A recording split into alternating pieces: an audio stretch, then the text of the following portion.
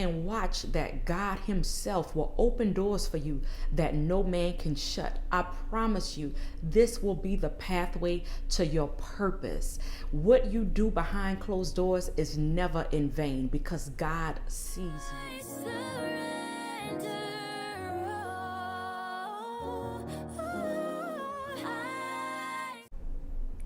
Hello everyone, my name is Christina and welcome to my channel where we are growing and developing in the things of God. And I just wanted to hop on here really quick to share this quick message with you and just to let you know that the blessing is in the work. The blessing is in your service, says the Lord. See, when you serve, whether in a church, your community, whether it's at your job or even in your home, or just even being a light to others, you are aligning yourself with God's purpose. See, a lot of times we seek purpose for our lives and we go all through life doing all different types of things trying to find our purpose. But our purpose is actually in our serving. That's another story for another day, but that's where your purpose is. And where God's purpose is where provision follows. So don't let opposition make you step back. Don't let people coming against you make you step back. Don't let people not noticing or giving you credit for what you do make you step back, because what you do unto God is what lasts. What you do unto God is what causes the blessings to come. So even when people aren't acknowledging you, even when they aren't paying attention or saying thank you or being grateful for what you do, you still show up because you do it as you're doing it unto God. See, what God has called you to do, can't no enemy cancel it. And sometimes we think that we're doing something so small and it's not enough, but we don't understand how much we are servicing the kingdom when we're doing these small things, when it seems like, it's not purposeful. It seems like it's not, going anywhere. But God said, in this place is where I'm preparing you. In this very place is where you're stepping into purpose. I was reading in Ezra chapter 4, and it showed me so much like how you have so much favor when you are servicing, especially when you are serving on behalf of God.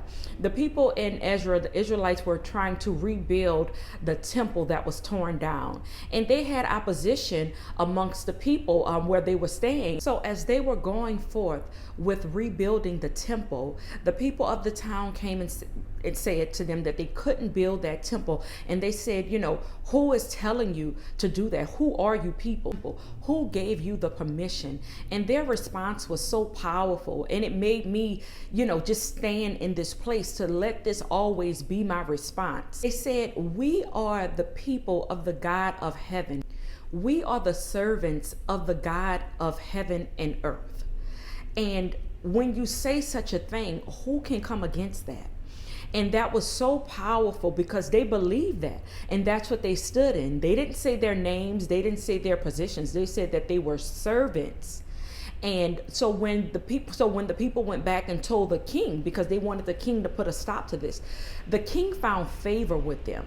And it wasn't because the king found favor in them. It was because God was in control and God granted them favor with the king. God ruled in the heart of the king on their behalf, because at the end of the day, God is in control. So why not serve him?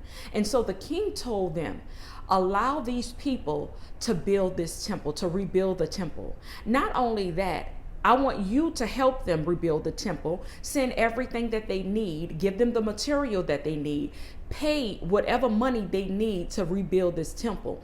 I need you to support them in every single way. How crazy is that your oppressors are sent to help you rebuild? So much so that the king said, if you don't, we will burn down your homes and kill your entire family. Like, they went in more in detail. But how crazy is that? But that's how God operates when you faithfully serve him and honor him.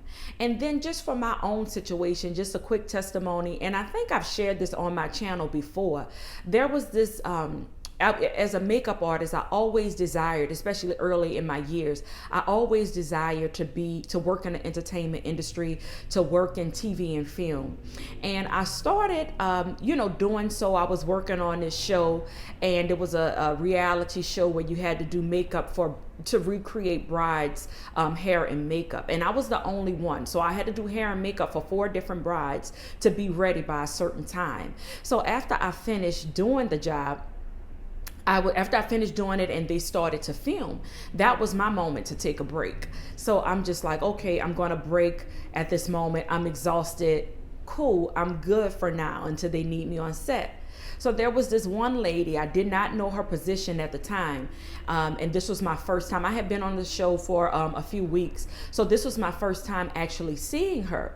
And so she said, oh, I love how you did the makeup and the hair. She said, can you, do mine? Like, she just wanted to play at this moment. She had free time because she was there working as well. And in my mind, I'm thinking like, no, I really don't want to do it.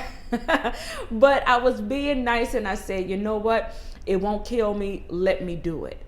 In me servicing her, I did not know who I was servicing, but that I believe that was a test from God to see my heart, to see what I was going to do. Because a lot of times when we look for certain positions in our career, we look for the top people. We look for the people who, who's in charge. We look for the big bosses to show our talents to and to give favor to.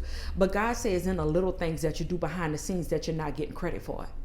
And I kid you not, within 2 weeks, MTV News reached out to me, major, and was like, hey, one of your colleagues from 4 Weddings, from this show you're working on in New Orleans, they recommended you, and we need a makeup artist to come and work this big festival in Alabama. We're going to pay for your room. We're going to pay for everything for you to get there. Here's the day rate. It's for a couple of days.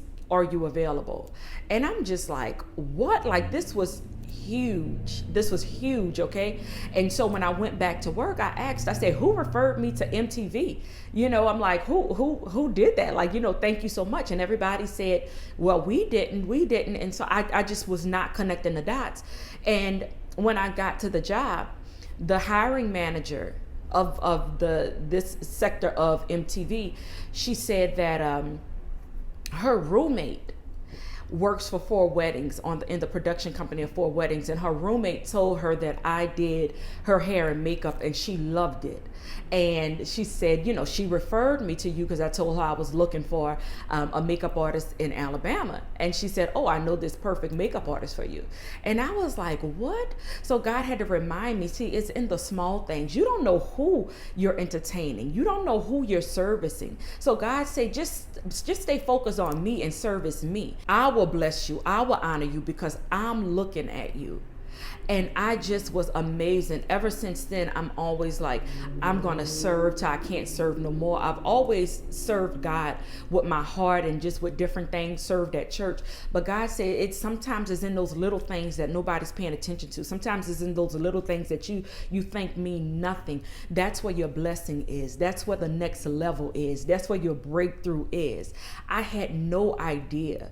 And so now I'm reminded of some of the people in the Bible who had to service before they met purpose, before they met the promises of God. One was Joseph. Joseph had to serve in Potiphar's house as a slave before coming second in command in Egypt. But he served faithfully. Even in difficult situations, he remained faithful. And that faithful service positioned him for elevation.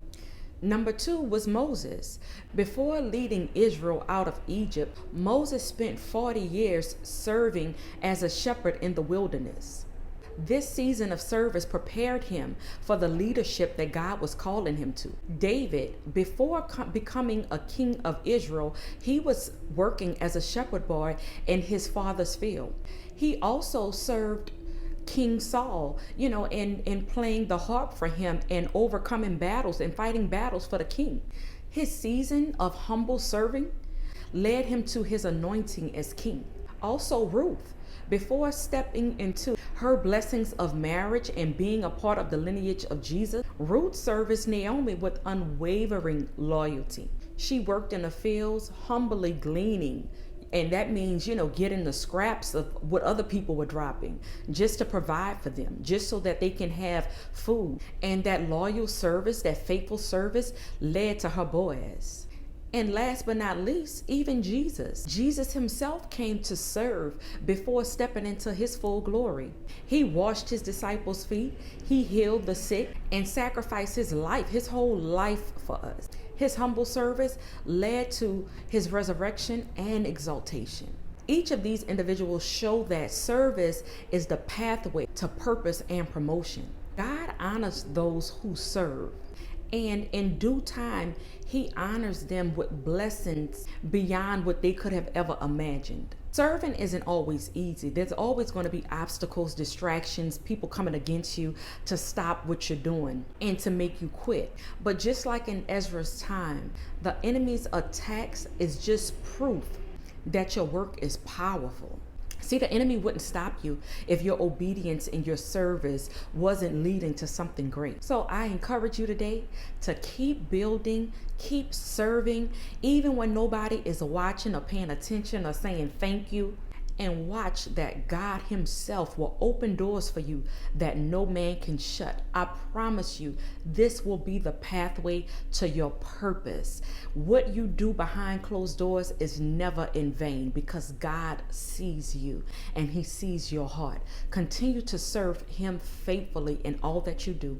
Thank you guys so much for tuning in, and I will see you in the next video.